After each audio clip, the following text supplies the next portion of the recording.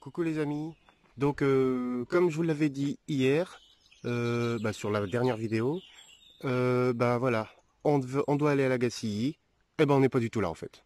Finalement, sur la route, on s'est arrêté à la forêt de Brocéliande, donc dans la ville de Paimpont, pour voir les mythes et légendes de la forêt de Brocéliande, donc tout ce qui concerne le roi Arthur, la fée Viviane, et tout ça, Lancelot, Camelot quoi en gros, comme la série Camelot quoi.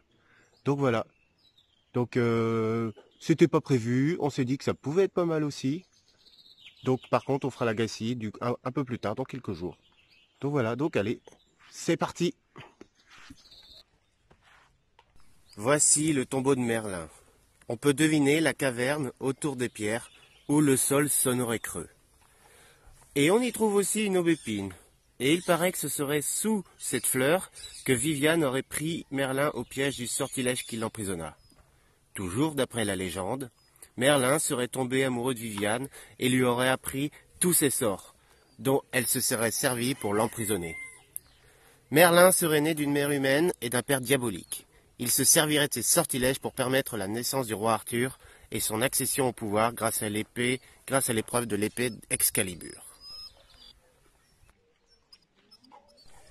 Ces petits monticules de pierre sont des pierres déposées par les anciens randonneurs. Ils permettent, normalement, de pouvoir suivre le chemin jusqu'à la fontaine de Jouvence. C'est vraiment impressionnant, la régularité dans les pierres.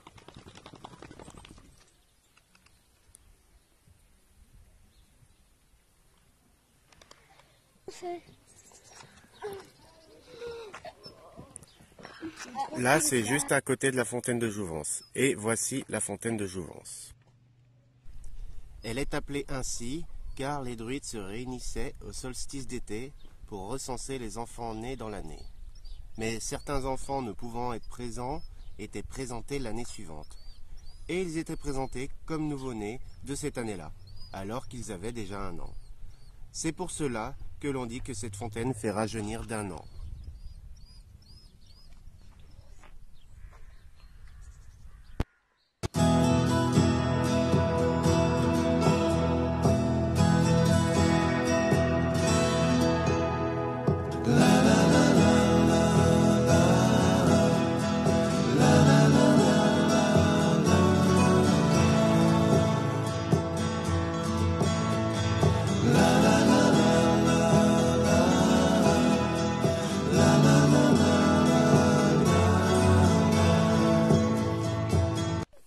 Donc nous voici à l'étang de la Marette, à Saint-Malon-sur-Mel.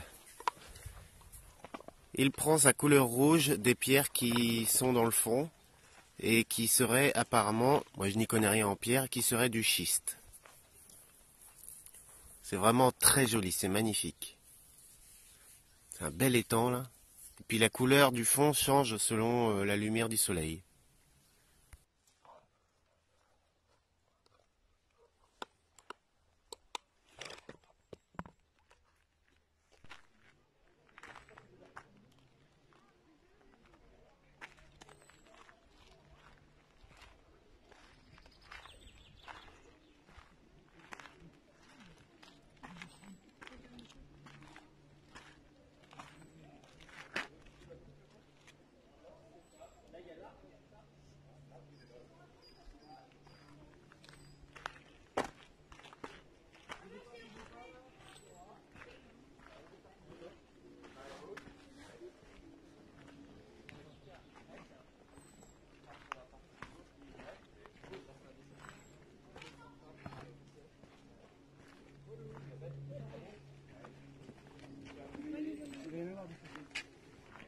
Ouais, merci. Il est confié, papa et maman. Non. Bah, ou ailleurs alors. Ou ailleurs tout à l'heure.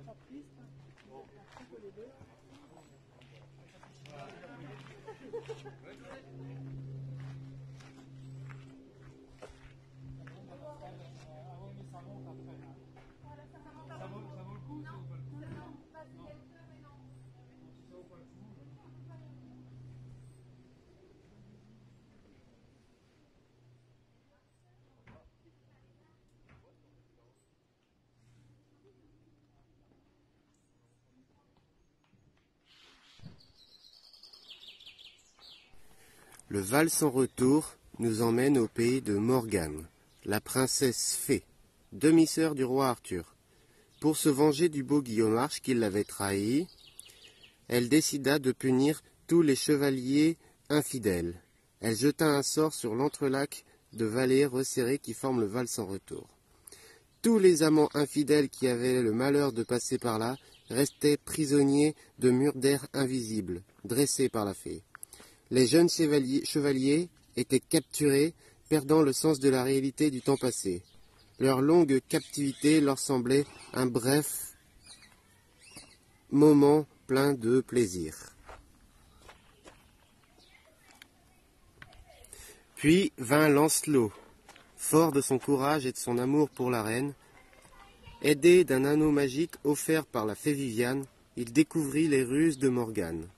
Son audace séduisit les apparitions maléfiques suscitées par la fée. Elle dut relâcher tous ses prisonniers. Ils découvrirent alors que le temps avait passé. Leur jeunesse s'était enfuie, sans retour.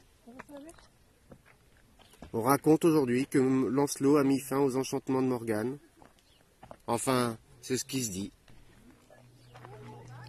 Donc là, nous sommes sur le chemin piétonnier du Val sans retour. Nous sommes à environ 315 mètres de haut, après avoir grimpé un peu partout. Comme vous pouvez le voir, il y a des sacrées roches. Le paysage est magnifique. C'est vraiment magnifique. Avec ce ciel là, c'est vraiment incroyable. Donc voilà, c'est que des cailloux comme ça partout à grimper sur les chemins, sur les petits sentiers. Là, c'est vraiment magnifique. Donc ça y est, nous voilà rentrés de notre balade dans la forêt de Brocéliande, toujours à Paimpont. Donc bon, c'est impressionnant quoi, c'est impressionnant de voir tout ça. On se sent un peu bizarre. Bah, Vanessa en tout cas se sentait, comment dire, se sentait un peu suivie. L'histoire des esprits, tout ça, ça, mine de rien, quand on y pense, ouais, ça nous suit un peu, ça nous suit un peu. Donc voilà, encore une belle journée, une grande journée, parce que bah, mine de rien, on a fait pas mal de kilomètres aussi. On a dû faire 12 kilomètres, 12-13 kilomètres à peu près.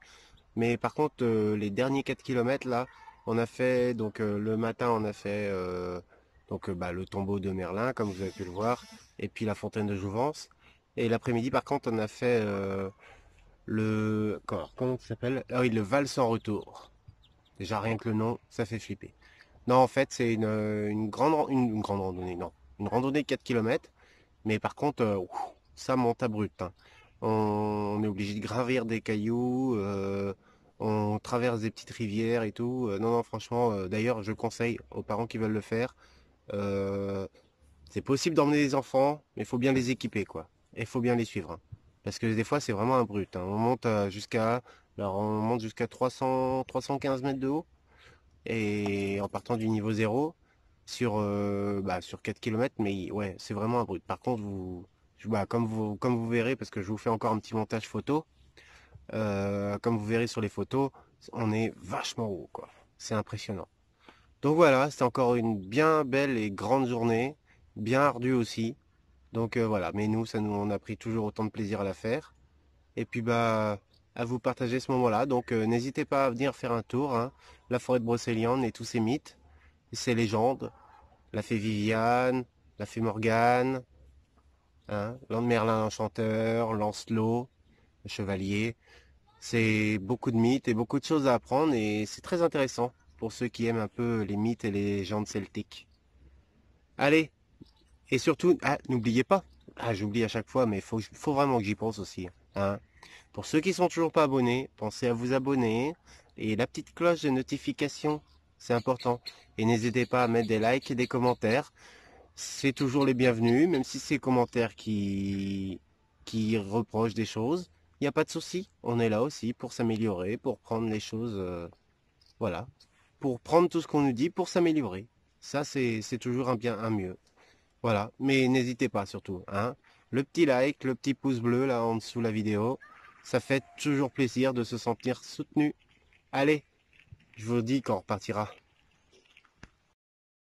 Par contre, vous m'excuserez, vous avez pu remarquer que le montage était un peu bizarre sur cette vidéo. En fait, vu que j'avais pas les légendes en tête quand on a visité,